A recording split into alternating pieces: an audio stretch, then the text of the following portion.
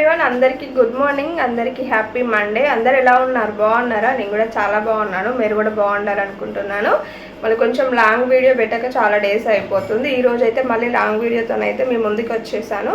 ఒక్కసారి నా స్టైల్లో వంకాయ టమాటో కర్రీ అయితే చేస్తున్నానండి.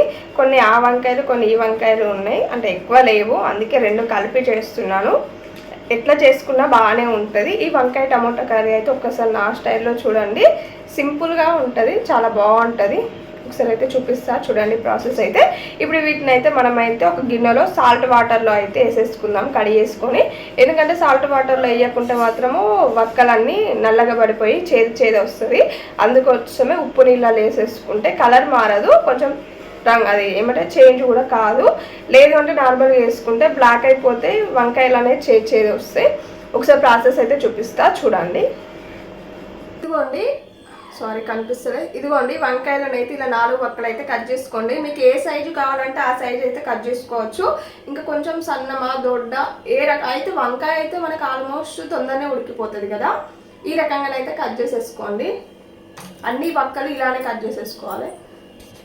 ఫస్ట్ అయితే కడాయి పెట్టేసుకోండి. ఒక ఆయిల్ అయితే కొంచెం ఎక్కువనే ఉండాలి. ఒక 5 నుంచి 6 టేబుల్ స్పూన్స్ ఆయిల్ వేసుకున్నాను. కొంచెం జీలకర్ర, ఆవాలు ఇవైతే చిటపట అనాలి. చిటపట అన్నాక మనం నెక్స్ట్ అయితే వేసేసుకుందాం. ఇప్పుడు చూడండి, అవి అయితే కొంచెం చిటపట అన్నాయి కదా. తర్వాత ఒక పెద్ద సైజ్ అయితే ఉల్లిగడ్డ కట్ చేసేసుకున్నాను. ఉల్లిగడ్డ ఎంత ఎక్కువ వేసుకుంటే అంత గ్రేవీ లాగా వస్తుంది, అందుకోసమే ఉల్లిగడ్డ అయితే వేసాను. తర్వాత మనం కారంకి తగ్గట్టు పచ్చిమిర్చి. నేనైతే కారపొడి అయితే వేయట్లేదు, పచ్చిమిర్చి వేస్తున్నాను. ఇవైతే చాలా అంటే చాలా స్పైసీ ఉన్నాయి మిరపకాయలు, అందుకోసమే నేనైతే చూసి వేసేసుకున్నాను. ఒక 4 నుండి 5 పచ్చిమిర్చి అయితే కట్ చేసి అయితే వేసుకున్నాను. ఇప్పుడు ఇవైతే మొత్తం మనం పచ్చివాసన పోయే వరకు అయితే మగ్గిద్దాం. ఇదిగోండి, ఇప్పుడు ఇందులో కొంచెం కరివేపాకు వేసుకొని అయితే మూత పెట్టేసుకుందాము. ఒకసారి కలిపేసుకొని మూత పెట్టేసుకొని కొంచెం మీడియం ఫ్లేమ్లో అయితే మనం ఫ్రై చేసేసుకుందాము. ఇది ఎంత ఫ్రై అయితే మనకు అంత టేస్టీ ఉంటుంది. మూత పెట్టేసుకుందాం. ఇప్పుడైతే ఒక 2 మినిట్స్ అయితే సిమ్లో పెట్టేసి అయితే ఫ్రై చేసుకుందాం. చూసారా, ఇది కొంచెం అయితే ఫ్రై అయిపోయింది. ఇప్పుడు ఒక స్పూన్ అయితే అల్లం వేస్తున్నాను. మీరు ఎక్కువ అల్లం తింటా అంటే వేసుకోండి. మా ఇంట్లో అల్లం వేస్తే ఎక్కువ తినరు, కానీ మనం ఫ్లేవర్ కోసం అయితే వేసుకోవాలి. కొంచెం ఒక 1/2 స్పూన్ పసుపు. ఈ పసుపు అయితే నేను పట్టించిన పసుపు అండి, అందుకే కొంచెం తక్కువ వేసాను. ఇప్పుడు ఇవన్నీ అయితే మనం ఏమంటారు పచ్చివాసన పోయే వరకు అల్లము ఇవన్నీ ఫ్రై చేసేసుకోవాలి. లేకుంటే అల్లం పచ్చివాసన పోయే వరకు ఫ్రై చేయలేదు అని అంటే మనకైతే స్మెల్ వస్తుంది. అందుకోసమే అల్లము, పసుపు, ఈ పచ్చిమిర్చి, ఉల్లిగడ్డ ఇవన్నీ మంచిగా పచ్చివాసన పోయే వరకు అయితే మనం ఫ్రై చేసేసుకోవాలి. అసలు స్మెల్ అయితే మంచి స్మెల్ వస్తుందండి. కొంచెం ఫ్రై అయిపోయింది. దీనికి సరిపడా ఉప్పు అయితే వేస్తున్నాను. కొంచెం చూసి వేసుకోండి. ఇవ్వండి, ఉప్పు వేసేసుకున్నాను. ఇప్పుడు దీన్ని అయితే మొత్తం కలిపేసుకున్నాం. ఈ మిరపకాయలకు ఎంత సరిపోతుందో ఉప్పు అంతే వేసుకోవాలి. ఇప్పుడు మూత పెట్టేసుకొని ఒక 2 మినిట్స్ అయితే ఫ్రై చేసేసుకున్నాం. ఇప్పుడు ఇది మంచిగా ఫ్రై అయిపోయింది కదా, ఇందులోకి టమాటాలు వేసుకుందాం. నేను ఒక 2 పెద్ద టమాటాలు మంచిగా పండిన వేసుకున్నానండి. ఇలా అయితే మంచి గ్రేవీ లాగా వస్తుంది. ఇట్లా టమాటాలు వేస్తే కొంచెం పండినవి మనం మంచిగా వేస్తే మంచి గ్రేవీ టైప్ లాగా వస్తుంది, అందుకోసం వేస్తున్నాను. ఇప్పుడు ఇందులోకి మనం ఇందాక ఉప్పు నీళ్ళల్లో వంకాయలు కడిగేసి పెట్టుకున్నాం కదా, ఆ వంకాయలు కూడా వేసేస్తున్నాం.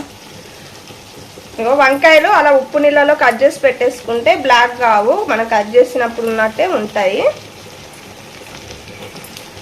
ఇప్పుడైతే వంకాయలు అన్నీ అయితే వేసుకోవాలి. ఇదిగోండి, వంకాయలు అన్నీ వేసాను. బాగా కలపన అవసరం లేదు, మనకు మగ్గితే కిందికి వెళ్ళిపోతాయి. జస్ట్ ఇలా అనేసి మనము వదిలేసి మూత పెట్టేసుకుందాము. వంకాయలు అనేది మనకు ఈజీగానే మగ్గిపోతాయి. ఇప్పుడు మనం మూత పెట్టేసుకుందాం. చూడండి ఎంత మంచిగా కనిపిస్తున్నాయో. మనం కలపకుండా అనేసి మంచిగా కిందికి అయితే వెళ్ళిపోతుంది అన్నీ. ఇప్పుడైతే ఒకసారి కలిపేసుకుందాము. ఇగో చూడండి, ఇలా ఒక్కసారి అయితే మొత్తం కలిపేసుకుందాం. ఇప్పుడు మళ్ళీ ఒక్కసారి మూత పెట్టేసుకొని ఇంకొక 5 మినిట్స్ అయితే ఉంచుకుందాం.